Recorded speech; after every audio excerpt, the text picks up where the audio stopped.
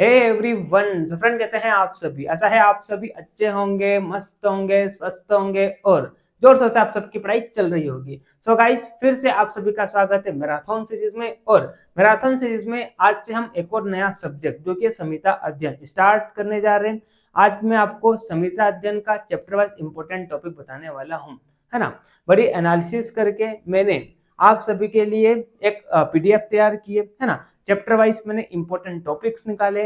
मैंने पिछले 3 से 4 साल के अलग अलग यूनिवर्सिटी के पेपर को देखा, एनालिसिस किया और आप सभी के लिए मैं इंपॉर्टेंट टॉपिक्स लेकर आया हूं संहिता अध्ययन के। चाहे आप अष्टांग हृदय की बात कर लो, चाहे आप चरक संहिता की बात कर लो, है ना। सारे चैप्टर्स का मैं आज आपको, ये लगभग 10 से 15 मिनट की वीडियो होने वाली है, तो 10 से 15 मिनट में आज मैं आपको कंप्लीट टॉपिक्स बता दूंगा जो कि आपके एग्जाम में आने के 80 to 90% चांसेस है।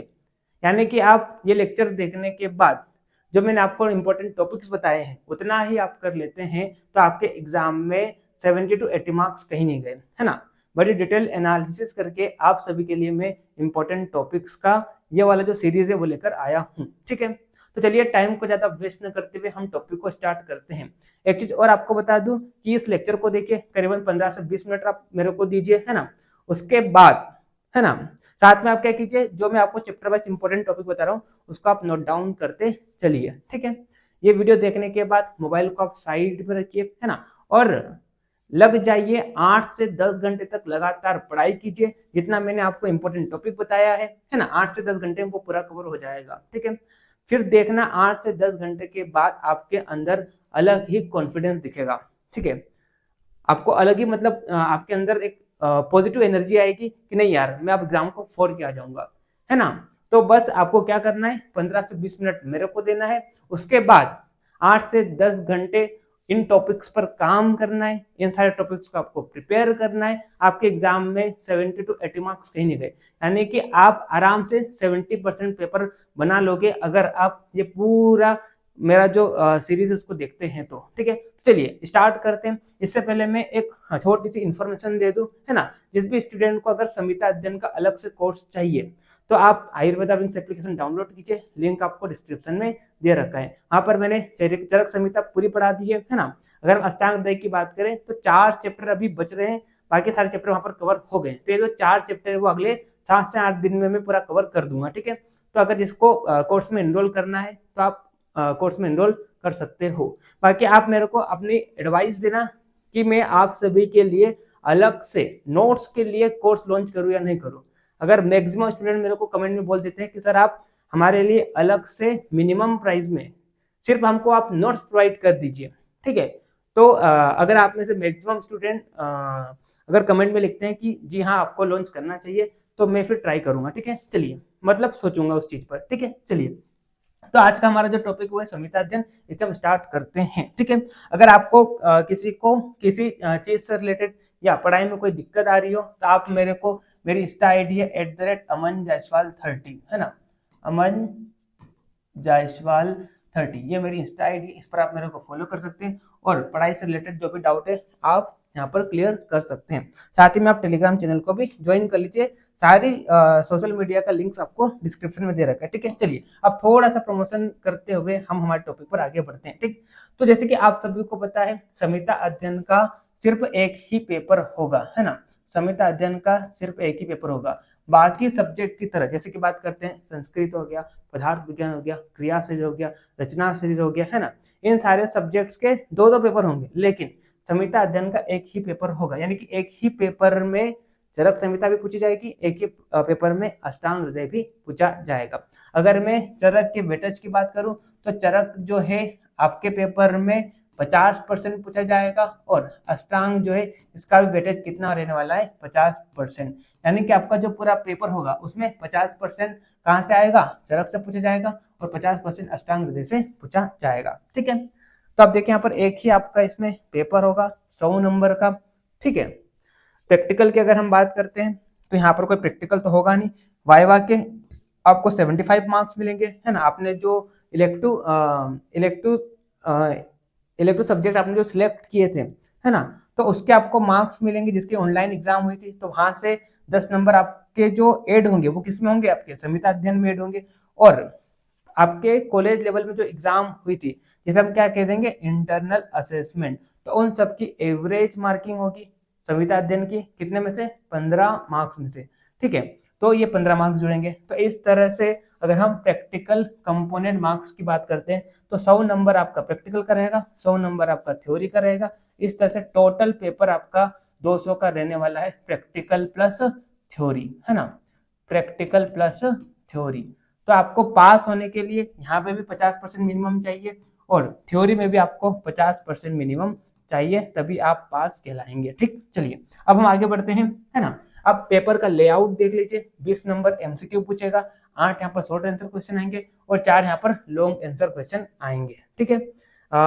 मतलब 20 मार्क्स का एमसीक्यू हो जाएगा, है ना। एक शॉर्ट आंसर क्वेश्चन 5 नंबर का होगा, यानी कि टोटल 40 मार्क्स के आपका शॉर्ट आंसर क्वेश्चन होंगे।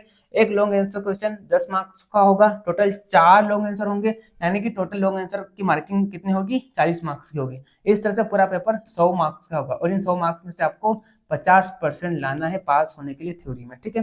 चलिए अब यहाँ पर आपको टॉपिक वाइज ये बताया गया है कि किस चैप्टर से एमसीक्यू पूछा जाएगा, किस चैप्टर से शॉर्ट आंसर क्वेश्चन पूछा जाएगा, किस चैप्टर से लॉन्ग आंसर क्वेश्चन पूछा जाएगा। तो यहाँ पर आपको देखिए टॉपिक आपको दिखाई दे रहा है, इंट्रोडक्शन टू संहिता।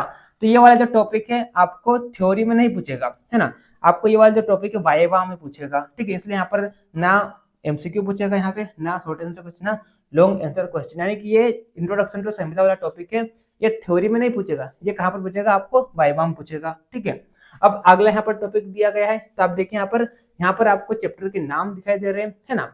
तो यहाँ पर आप देखेंगे तो जैसे कि बात करते हैं दिनचर्या अध्याय, तो इस चैप्टर से एमसीक्यू पूछा जा सकता है, शॉर्ट आंसर क्वेश्चन भी, लॉन्ग आंसर क्वेश्चन भी, ठीक है। तो इस तरह से यहाँ पर 15 चैप्टर के अष्टांग के दिए हैं, है ना, और 12 चैप्टर यहाँ पर किसके दिए हैं, चरक संहिता के।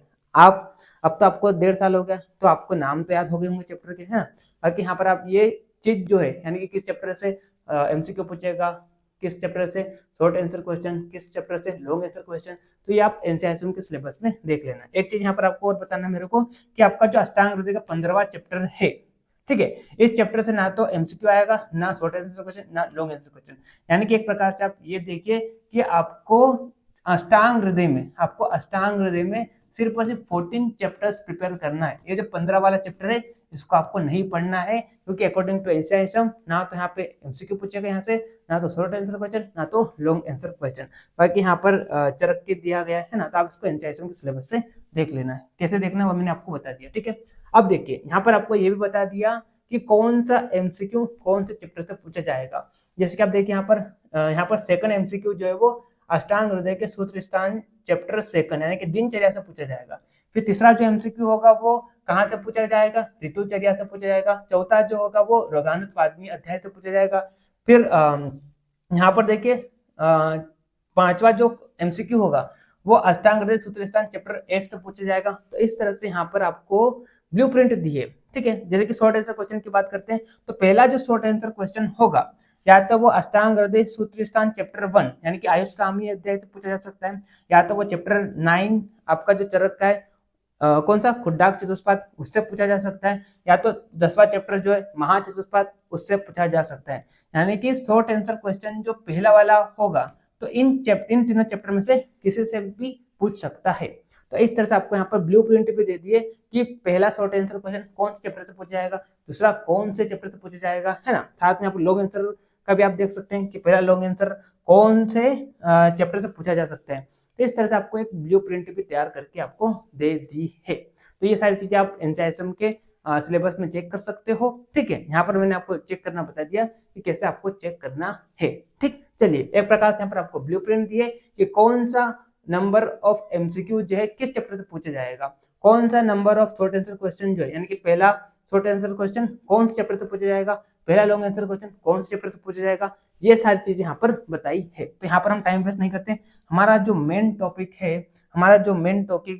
है वो क्या है, आप सभी को मेरे को चैप्टर वाइज इंपॉर्टेंट टॉपिक बताना है कि किस चैप्टर से कौन सा टॉपिक मोस्ट आईएमपी है, ठीक। तो चलिए इसी चीज को हम देखते हैं। जैसे कि सबसे पहले हम बात करते हैं अष्टांग हृदय का। जैसे कि मैंने आपको बताया कि अष्टांग हृदय का जो वेटेज कितना रहने वाला है 50%, यानी कि जो 100 नंबर का पेपर होगा उसमें से 50% किसमें से पूछा जाएगा, अष्टांग हृदय से पूछा जाएगा। ठीक है, अब मैं थोड़ी स्पीड हाई रखूंगा, है ना। आपको बस मेरे को फटाफट चैप्टर का नाम और उस चैप्टर में कौन कौन से इंपॉर्टेंट टॉपिक है वो बताना है, क्योंकि मैं आप सभी का अभी कीमती समय है वो नहीं लेना चाहता हूँ। फटाफट में अब 10 मिनट में पूरा कवर कर दूंगा। ठीक है, तो आप फटाफट पेन कॉपी लीजिए और जिस भी चैप्टर के इंपॉर्टेंट टॉपिक में बता रहा हूँ उसे आप नोट डाउन कर लीजिए, या तो मैं थोड़ा सा साइड हो जाऊंगा तो आप स्क्रीनशॉट लेते चलिए। ठीक, चलिए। तो सबसे पहला क्या है, आयुष्कामीय अध्याय। ठीक है, तो आयुष्कामीय अध्याय में जो इंपॉर्टेंट टॉपिक है वह अष्टांग आयुर्वेद, चिकित्सा चतुष्पाद और साध्य और असाध्य। ये जो 3 टॉपिक है इंपॉर्टेंट टॉपिक है ना।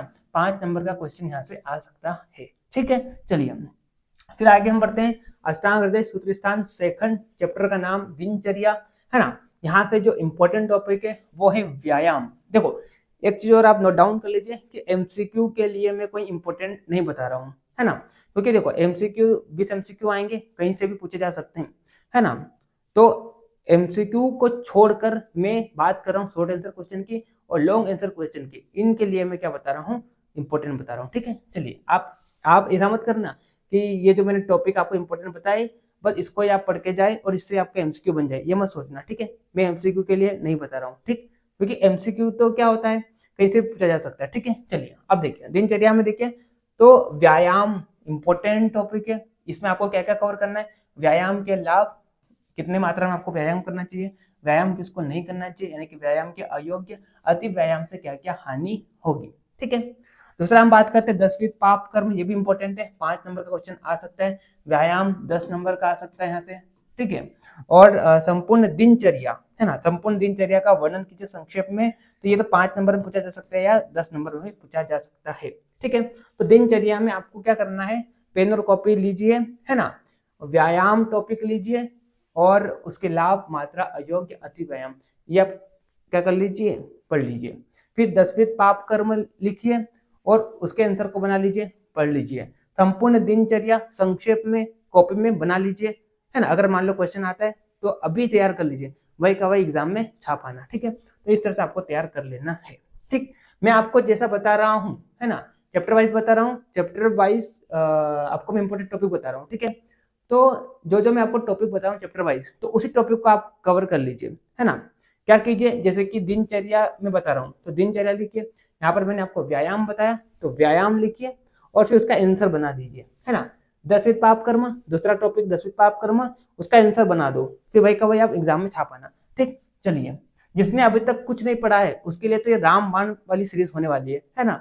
इसको देखिए आप, उसके बाद 7 से 8 घंटे अपने आप को दीजिए। जो मैं आपको टॉपिक बता रहा हूँ इन टॉपिक को कॉपी में लीजिए, लिखिए और उसका आंसर बनाइए और वही का वही एग्जाम में छाप के आइए। ठीक है, अगर आपको पास होना है तो ये करना पड़ेगा।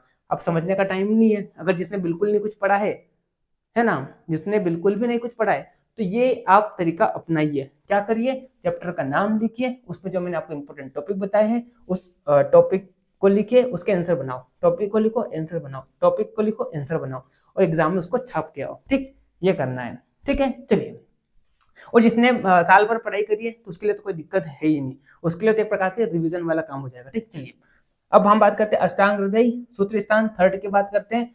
ऋतुचर्या नाम है अध्याय का, है ना। यहाँ पर क्या इंपॉर्टेंट टॉपिक है या किस तरह से यहाँ पर क्वेश्चन पूछा जाता है, तो मोस्ट इंपॉर्टेंट है अदान काल का स्वरूप, बार बार पूछता है, अदान काल का वर्णन कीजिए। ठीक है, अदान काल में आने वाली ऋतुओं का वर्णन कीजिए। कभी कभी ये वाला क्वेश्चन भी पूछ लेता है, आपसे पूछ लेगा अदान काल के स्वरूप और अदान काल में जो ऋतु आती है उनका वर्णन कीजिए। ठीक है, तो कौन कौन सी ऋतु आती है, तो उन तीनों ऋतुओं को आपको क्या करना है, संक्षेप में बताना है। ठीक है, तो ये जो क्वेश्चन है 10 मार्क्स का क्वेश्चन है। अगर इस तरह से मान लो कंबाइन करके पूछा ना तो ये 10 मार्क्स का क्वेश्चन है, और सिर्फ अलग पूछा, सिर्फ अलग ही पूछा तो अदान काल का स्वरूप 5 नंबर में पूछ सकता है। ठीक है, उसके बाद अगला टॉपिक डिफरेंस बिटवीन अदान काल और विसर्ग काल, 5 नंबर का ये टॉपिक है, आ सकता है ना। फिर वर्तमान में, हाँ, एक ये क्वेश्चन भी आता है कि आप जिस भी समय एग्जाम दे रहे हैं तो उस दौरान कौन सी ऋतु चल रही है, यानी कि आप अभी आपका एग्जाम होने वाला है तो अभी ग्रीष्म ऋतु स्टार्ट होने वाली है। ठीक है, तो ग्रीष्म ऋतु का वर्णन करना है, तो इस तरह से, है ना, इस तरह से वर्तमान में जो ऋतु चल रही है उसका वर्णन करिए, तो ये क्वेश्चन भी पूछता है।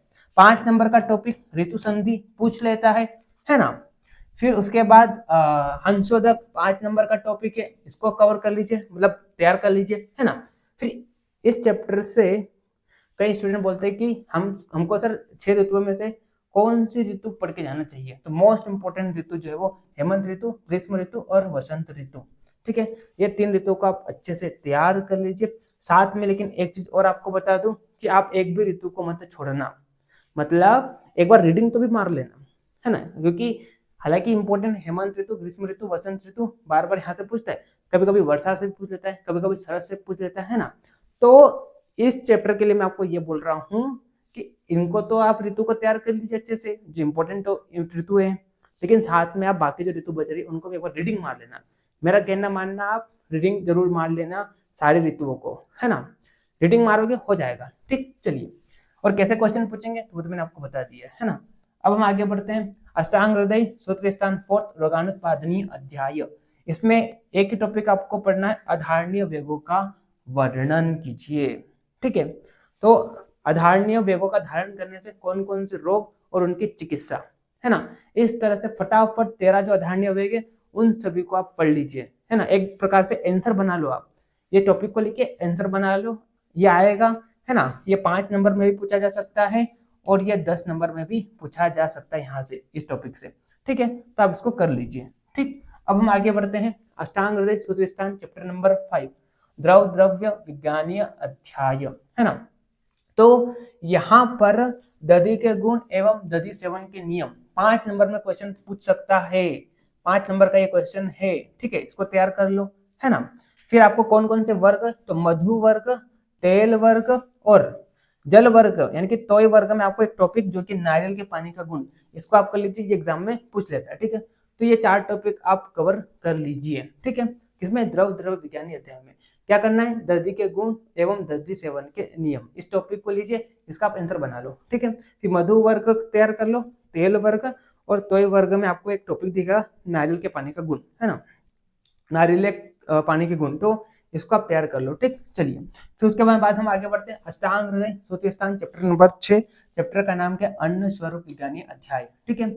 इसमें आपको सिंबी धान्य वर्ग जो, इसको तैयार कर लो, कृतान्न वर्ग इसको तैयार कर लो, है ना। हरितकी के गुण, आम्लकी के गुण, पंचकोल और पंचमूल, इसको आप तैयार कर लीजिए। हालांकि इस चैप्टर से क्या होता है, इस चैप्टर सिर्फ और सिर्फ एमसीक्यू पूछता है, मतलब मैक्सिमम टाइम तो यहाँ से सिर्फ और सिर्फ क्या आया है, एमसीक्यू आया है ना। लेकिन अगर मान लो आपकी थोड़ी किस्मत खराब रही तो 5 नंबर का क्वेश्चन भी पूछ सकता है, ठीक है। 5 नंबर का, 10 नंबर का तो यहाँ से नहीं आएगा, ठीक है। तो सिंबिधान्य, कृतान्य वर्ग, हरितकी, आम्लकी, पंचकोल, पंचमूल, ये तैयार कर लो आप, है ना। हालांकि मैं इतना बोल सकता हूँ कि यहाँ से कभी कभी पूछता ही नहीं है क्वेश्चन, लेकिन फिर भी ये जो आपको मैंने इंपॉर्टेंट टॉपिक बताए हैं तो इसका आप आंसर बना लो, ठीक है, और तैयार कर लो। अब हम आगे बढ़ते हैं। अगला जो है अष्टांग हृदय सूत्र स्थान चैप्टर नंबर 7, चैप्टर का नाम है अन्न रक्षा अध्याय, ठीक है। तो इसमें मोस्ट इंपोर्टेंट है विषदाता के लक्षण, 5 नंबर में पूछता है, ठीक है, 5 नंबर पूछ सकता है। इसके बाद ये क्वेश्चन भी पूछा गया है, अमाशय और पक्वाशय गत विष के लक्षण, यहाँ से भी 5 नंबर का क्वेश्चन पूछा जा सकता है, ठीक है, इंपॉर्टेंट है। विरुद्ध आहार, यह भी इंपॉर्टेंट टॉपिक है, 5 मार्क्स का क्वेश्चन पूछा जा सकता है। और मैथुन कर्म, हाँ, अब यहाँ से कभी क्वेश्चन पूछ भी सकता है, नहीं भी पूछ सकता है, ठीक है। इसके थोड़े कम चांसेस है, लेकिन फिर भी ये भी थोड़ा हॉट टॉपिक है, तो इसको भी आप तैयार कर लो। लेकिन ये जो 3 है इनको तो आपको तैयार करना ही है। पहला विषदाता के लक्षण, इसको आप लिखिए टॉपिक को, इसका आंसर बना लो, है ना। अमाशय पक्वाशयगत विष के लक्षण, विरुद्ध आहार और मैथुन कर्म, है ना। हालांकि ये इतना इंपॉर्टेंट नहीं है, लेकिन फिर भी हॉट टॉपिक है, इसको भी आप कर लो, ठीक है। चलिए, फिर आगे हम बढ़ते हैं। आगे है अष्टांग हृदय सूत्र स्थान 8वां मात्रा अशीतीय अध्याय नाम है चैप्टर का। अजीर्ण के भेद इंपॉर्टेंट है, पूछता है, 5 नंबर में पूछ लेगा, ठीक है। कभी कभी अजीर्ण से 10 नंबर का भी क्वेश्चन आ जाता है, ठीक है। अल्सक, विसूचिका, इनकी उत्पत्ति, निरुक्ति, लक्षण और चिकित्सा, इंपॉर्टेंट है ये, 5 नंबर में पूछ सकते हैं और 10 नंबर में भी पूछा जा सकता है, ठीक है। और अनुपान, हालांकि ये टॉपिक जो इतना इंपॉर्टेंट नहीं है, लेकिन फिर भी कभी कभी एग्जाम में देखा गया है यहाँ से, तो इसको भी आप तैयार कर लेना, 5 नंबर में आ सकता है, ठीक है। लेकिन मोस्ट इंपोर्टेंट क्या है आपका, अजीर्ण के भेद और अल्सर विसूचिका की उत्पत्ति, निरुक्ति, लक्षण और चिकित्सा। ठीक है, ये मोस्ट इंपॉर्टेंट टॉपिक है। अनुपान से टॉपिक इतनी जल्दी नहीं आएगा, लेकिन फिर भी कभी कभी पूछा गया, इसलिए मैंने इसको यहाँ पर इंक्लूड कर दिया है। ठीक है, अब देखो, और आज मैं आपको जो इंपॉर्टेंट टॉपिक बता रहा हूँ सारी यूनिवर्सिटी के लिए है ना, ऐसा नहीं कि ये पर्टिकुलर एमपी के लिए, उत्तराखंड के लिए, महाराष्ट्र नहीं, सबके लिए। ठीक है, अब अष्टांग हृदय सूर्यस्थान चैप्टर नंबर 9, चैप्टर का नाम है द्रव्य आदि विज्ञानी अध्याय। ठीक है, यहाँ पर पंच भौतिक द्रव्यों के लक्षण व कर्म है ना, पार्थिव द्रव्य है ना, आप्य द्रव्य, तो इनके लक्षण और इनके कर्म आपको पता होना चाहिए। कभी कभी क्वेश्चन पूछ लेते हैं यहाँ से, है ना। मोस्ट इंपॉर्टेंट है वीर, विपाक और प्रभाव, इन तीनों के लक्षण, इन तीनों की परिभाषा आपको पता होना चाहिए। ठीक है, चलिए फिर आगे हम बढ़ते हैं। अगला चैप्टर अष्टांग हृदय, चैप्टर नंबर 10, रसभेदी अध्याय नाम है ना। षड रस यानी कि मधुर, अम्ल, लवण, तिक्त, कटु, कसाई, इनके लक्षण और इनके कर्म, जिसमें से मोस्ट इंपोर्टेंट रस जो है वो आपका क्या है, मधुर रस है। 5 नंबर का क्वेश्चन पूछा जा सकता है यहाँ से।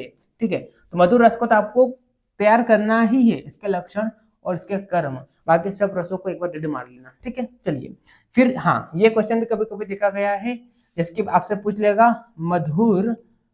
मधुर स्कंद है ना, मधुर स्कंद के द्रव्य बताइए, तो आपको एटलीस्ट हर एक गण के आपको 5-5 नाम पता होना चाहिए, है ना। मधुर गण है ना, अम्ल गण या अम्ल स्कंद, तो हर एक स्कंद के 5-5 द्रव्यों के नाम। ठीक है, चलिए फिर आगे हम बढ़ते हैं। अगला चैप्टर नंबर, हाँ अब देखो, आपका जो चैप्टर नंबर अष्टांग हृदय का 11वां, 12वां और 13वां है, इसको कैसे तैयार करना है, अपना बिल्कुल भी दिमाग नहीं लगाना है इन तीनों चैप्टर में, चैप्टर वाइज नहीं पढ़ना है इसको आपको कैसे करना है, तो आप क्या करिए, अपनी कॉपी लीजिए है ना, अपनी कॉपी लीजिए, बात टॉपिक लीजिए है ना, बात टॉपिक लिखिए, देखो अपनी कॉपी लो है ना, बात लिखो ऊपर टॉपिक हेडिंग, और बात के अंदर आपको क्या क्या, गुण, स्थान, सामान्य कर्म, भेद, विकृत कर्म, उपक्रम, उपक्रम यानी कि उसकी चिकित्सा। ठीक है, तो ये सारे टॉपिक को बात के अंतर्गत लिख लीजिए। वैसे ही पित्त में भी इनसाइड टॉपिक को लिख लो, कफ में भी इनसाइड टॉपिक को लिख लो, है ना। फिर उसके बाद ओज में सही के हेतु, इसके लक्षण और इसकी चिकित्सा, और उसके बाद औसत सेवन काल। ये 3 टॉपिक को जैसा मैंने आपको बताया ऐसा तैयार कर लो, आपके अष्टांग हृदय के 3 चैप्टर प्रिपेयर हो जाएंगे, है ना। आसान है कि नहीं। वात पित्त कफ ये तो आपको ऑलरेडी पता ही होगा, है ना। क्रिया शरीर में भी आप पढ़ के आए हैं, और ये भी आप क्रिया शरीर में पढ़ के आए हैं। औसत सेवन काल ये थोड़ा नया टॉपिक हो जाएगा, इसको आप तैयार कर लीजिए। तो जिस तरह से मैं आपको बता रहा ना, इन 3 चैप्टरों को कैसे तैयार करना है, अगर आप चैप्टर पढ़ने जाओगे तो टाइम लगेगा, इसको आपको कुछ नहीं, बात लिखिए, उसमें गुण, स्थान, कर्म, भेद, विकृत कर्म, उपक्रम। वैसे ही कफ का गुण, स्थान, सामान्य कर्म, भेद, विकृत कर्म और उपक्रम। डायरेक्ट क्वेश्चन पूछ लेगा, 10 नंबर में भी पूछा जा सकता है और 5 नंबर में डायरेक्ट पूछेगा, इसी तरह से पूछेगा, वाद के गुण, स्थान, कर्म, भेद, उपक्रम, इनको समझाइए। ठीक है, या ओज ये 5 नंबर का टॉपिक है, औसत सेवन काल ये 5 नंबर का टॉपिक है, लेकिन ये वाला 10 नंबर में भी आ सकता है और 5 नंबर में भी। ठीक है, चलिए फिर आगे हम बढ़ते हैं। अगला चैप्टर जो है अष्टांग हृदय सूत्र स्थान 14, इसको आपको कैसे प्रिपेयर करना है, तो यहाँ पर चिकित्सा के भेद के बारे में बताया, यानी कि चिकित्सा कितने प्रकार की होती है। उपक्रम का मतलब क्या होता है, चिकित्सा तो 2 प्रकार की होती है, लंघन और ग्रहण। ठीक है, तो लंघन में आपको क्या करना है, लंघन के भेद को, जो कि 2 प्रकार का होता है, शोधन और शमन। ठीक है, तो इसको आप देख लीजिए, और लंघन के योग्य कौन है, बस इस तरह से आप इसको तैयार कर लो। ग्रहण की बात करते हैं तो ग्रहण के योग्य कौन कौन है ना, तो ये जो मैंने आपको लंघन में जो हेडिंग बताए हैं इसको आप तैयार कर लीजिए, है ना, और ग्रहण में जो बताए इसको तैयार कर लो। इस तरह से आप करेंगे तो आपका ये जो उपक्रम वाला टॉपिक है ये भी पूरा कवर हो जाएगा। साथ में ग्रहण और लंघन के अतियोग के क्या परिणाम है, ज्यादा आप अगर ग्रहण और लंघन कराते हैं तो इसके अतियोग से क्या उसका परिणाम होगा, तो ये आपको प्रिपेयर कर लेना है। इस तरह से अगर आप करते हैं तो आपकी अष्टांग हृदय जो है आपके फिंगर टिप्स पे होगी, है ना, आसान है ना। तो इस तरह से जैसा मैं आपको बता रहा हूँ, इतना पूरा प्रिपेयर करने में मात्र 5 घंटे लगेगा। जो मैंने आपको अष्टांग हृदय के इंपॉर्टेंट टॉपिक्स बताए, इन सारे टॉपिक्स को प्रिपेयर करने में मात्र 5 घंटे लगेगा, आपका कॉन्फिडेंस लेवल बूस्ट हो जाएगा। ठीक है, चलिए फिर आप जरक उठाना, जरक में पहले चैप्टर में आना, दीर्घ जीवितम अध्याय में, यहाँ पर आपको क्या कर लेना है, आयुर्वेद का अवतरण, ये क्वेश्चन पूछता है 5 नंबर में। है ना, आयुर्वेद का अवतरण बताइए चरक के अनुसार, इस तरह से। तो ये त्रिसूत्र आयुर्वेद, ये 5 नंबर का क्वेश्चन पूछता है ना। षट पदार्थ के लक्षण, जिसमें से मोस्ट इंपोर्टेंट है सामान्य विशेष सिद्धांत, ये 5 नंबर का क्वेश्चन पूछता है। तो इसको आपको प्रिपेयर कर लेना है दीर्घ जीवित अध्याय में। उसके बाद यहाँ पर आयुर्वेद की परिभाषा, आयुर्वेद आयु का लक्षण, ये 5 नंबर का क्वेश्चन पूछ सकता है।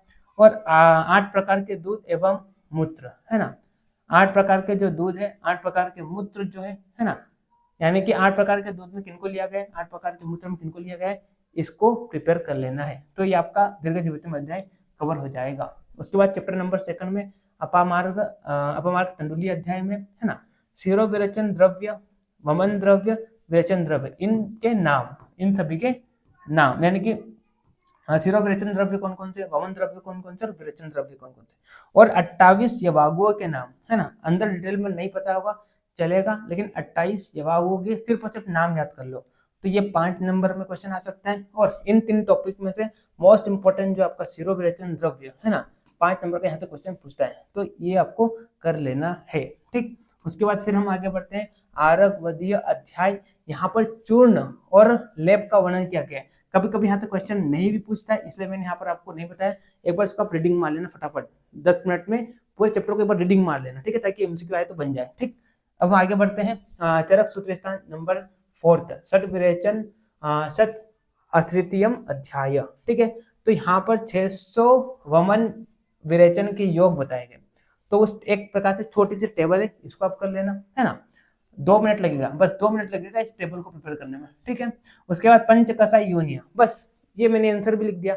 मधुर कसाय, अम्ल कसाय, कटु कसाय, तिक्त कसाय, कसाय कसाय। लवण को क्यों नहीं लिखा गया, इसका रीजन बताया गया है विमर्श में, है ना। मैंने लेक्चर पढ़ाया था, वहां पर भी मैंने बताया था। तो वो कर लेना एक प्रकार से, ठीक है। तो पंच कसाय योनियाम, बस ये आंसर हो गया, ये प्रिपेयर हो जाएगा। उसके बाद पंच कसाय कल्पना में स्वरस, कल्क, श्वेत, शीत और फांड, इनकी परिभाषा, है ना, इनकी परिभाषा, ठीक है, शॉर्ट नोट्स में आ सकता है, ठीक है।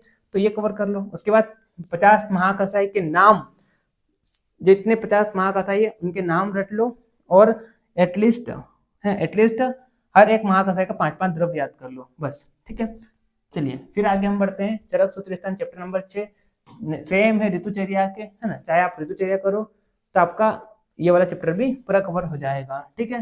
चलिए उसके बाद चरक सूत्र स्थान 7 की बात करते हैं, नव एकांत धारणीय अध्याय।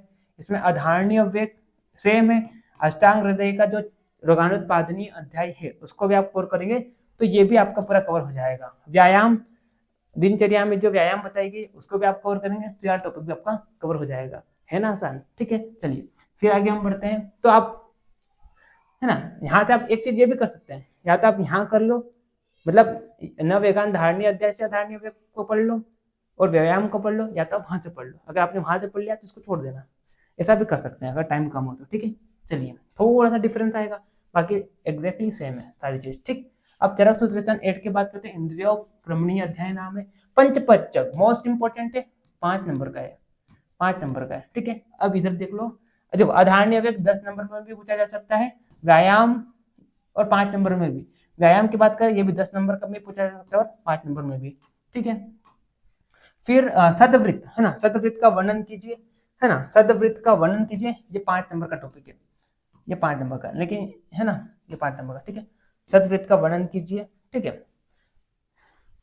आप चरक उठा के देखेंगे ना, सदवृत्त आपको लगभग 3 से 4 पेज में पूरा एकदम स्टोरी के फॉर्म में दिखेगा। तो आप क्या करना, अपने 1.5 पेज में सदवृत्त को पूरा तैयार कर लो, आप उसको रट लो और एग्जाम में लिखाओ, ठीक है। अगर आता है तो बन जाएगा फटाफट, ठीक। अब बात करते हैं चरक सूत्र स्थान नंबर 5वां। हाँ, ये चैप्टर छूट गया था, इसको मैंने यहाँ लिखा था। तो मात्रा अशीति अध्याय नाम है चैप्टर का, है ना।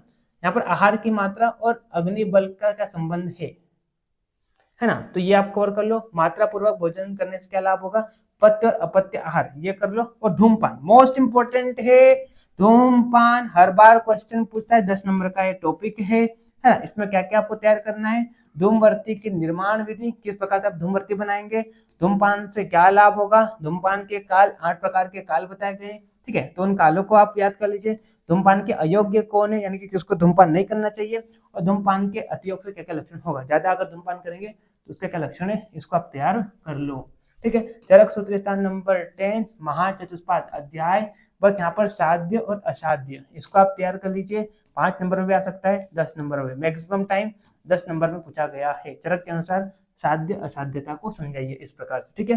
चरक सूत्र स्थान 11, तीसरा श्रेणी अध्याय। यहाँ पर 3 स्नाएं से चैप्टर स्टार्ट हुआ है, तो 3 स्नाओं को आप कर लीजिए। चतुर्विद परीक्षा ये मोस्ट इंपॉर्टेंट है। चतुर्विद परीक्षा प्रत्यक्ष प्रमाण, अनुमान प्रमाण, युक्ति प्रमाण और आपतोपदेश प्रमाण, इन चारों की परिभाषा को आप बता देना, इन चारों के लक्षणों को, ठीक है। उसके बाद त्रय उपस्तंभ 5 नंबर में क्वेश्चन पूछता है ना। चतुर्विद परीक्षा जो है 5 नंबर में भी आ सकता है और 10 नंबर में भी, ठीक है। 3 स्नाएं ये 5 नंबर का क्वेश्चन है, ठीक है। त्रय उपस्तंभ ये 5 नंबर का क्वेश्चन है ना। अब यहाँ पर इस चैप्टर में क्या किया गया है, 3 प्रकार के अन्य 7 विषयों को, जैसे कि बात करते हैं 3 आयतन, 3 बल, 3 रोग, है ना, फिर रोगों के 3 मार्ग, 3 प्रकार की चिकित्सा, 3 प्रकार की औषधियां। आप इनकी डिटेल मत याद करो, लेकिन कम से कम 3 आयतन कौन कौन से उनके नाम, 3 बल कौन कौन से उनके नाम, 3 रोग कौन कौन से उनके नाम, रोगों के 3 मार्ग कौन कौन से उनके नाम, है ना। एमसीक्यू में क्वेश्चन आ सकता है, तो बस इस तरह से सिर्फ नाम याद कर लो, ठीक है। चलिए फिर आगे हम बढ़ते हैं। चलो अगला जो है वात कला अगलीय अध्याय जो है, ठीक है। तो यहाँ पर क्या किया गया है, वात पित्त कफ, इनसे रिलेटेड कुछ प्रश्न खड़े किए गए हैं एक सभा में, है ना, और उन प्रश्नों का उत्तर दिया गया है। तो उसको आप एक बार रीडिंग मान लेना, कहानी जैसा वो चैप्टर है, तो फटाफट करीबन मेरे ख्याल से 20 मिनट लगेगा, 25 मिनट वो चैप्टर को रीडिंग मारने में, तो एक प्रकार से वो चैप्टर भी आपका प्रिपेयर हो जाएगा। तो देखिए आप इस तरह से 10 घंटे का काम है, 10 घंटे में संहिता अध्ययन पूरी कवर हो जाएगी। बाकी मेरे जो भी आयुर्वेदा विंग्स के स्टूडेंट है वो तो एग्जाम में फोड़ कर आएंगे, ठीक है। इस तरह से जैसा मैंने आपको बताया है वैसे आपको तैयार कर लेना है। चैप्टर का नाम लिखो, जो मैंने इंपॉर्टेंट टॉपिक बताए उन इंपॉर्टेंट टॉपिक को लिखो, उसके आंसर लिखो और एग्जाम में छापा मार के आओ, ठीक है। इस तरह से एग्जाम को फोड़ के आना है। ऑल द बेस्ट आप सभी को, अच्छे से पढ़िए, मस्त रहिए, स्वस्थ रहिए।